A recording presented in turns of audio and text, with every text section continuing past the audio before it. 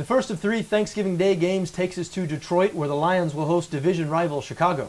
Detroit is a 7-point favorite on BETDAQ, 47.5 the total here. Now the Lions have been much better than the Bears this season, but they have lost 2 straight games and they're really struggling on offense. This Detroit offense has been bad all season. For a long time, seems like people were blaming it on the absence of Calvin Johnson, their best player. However, Johnson's been back in the lineup for 3 weeks now, and Detroit just not showing any signs of improvement offensively. They've only topped 24 points once this season. That was way back in Week 1, that win over the New York Giants. They now rank 28th in points scored, producing fewer than 18 points per game.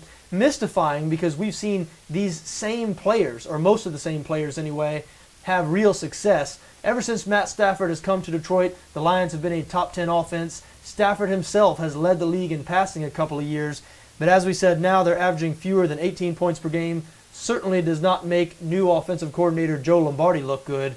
But if the Lions are ever going to get it together on offense, it's going to be this week against the dreadful Chicago Bears defense. The Bears 30th in the NFL in points allowed. They're bad everywhere on defense. Can't stop the run, can't stop the pass. Now they have won 2 straight games. Those 2 wins have come against sub-500 teams, Minnesota and Tampa Bay, but still, the Bears have held both the Vikings and the Bucs to just 13 points. So you might want to say they're improving on defense, but I chalk that more up to the struggles of the Minnesota and Tampa Bay offenses. You look at Chicago's 2 previous games, and they allowed 50 points or more in both of those games. They became the first team since 1923 to surrender 50 points or more in back-to-back games. So I have no faith in this Chicago defense. And normally the Bears are a team where you say they have an explosive offense. You look at their skill position talent, wideouts, Brandon Marshall, Alshon Jeffrey, maybe the best tandem in the league. They have an excellent tight end in Martellus Bennett, a Pro Bowl running back in Matt Forte. But all those pieces have not added up to a good offense this season. The Bears have really been struggling, especially lately on offense. They've produced 23 points or fewer in 5 consecutive games. Jay Cutler, second in the NFL in interceptions. Only Jacksonville rookie Blake Bortles has thrown more picks than Cutler this season.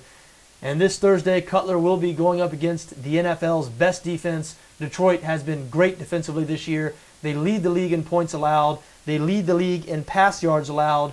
And they rank 3rd in total yards allowed.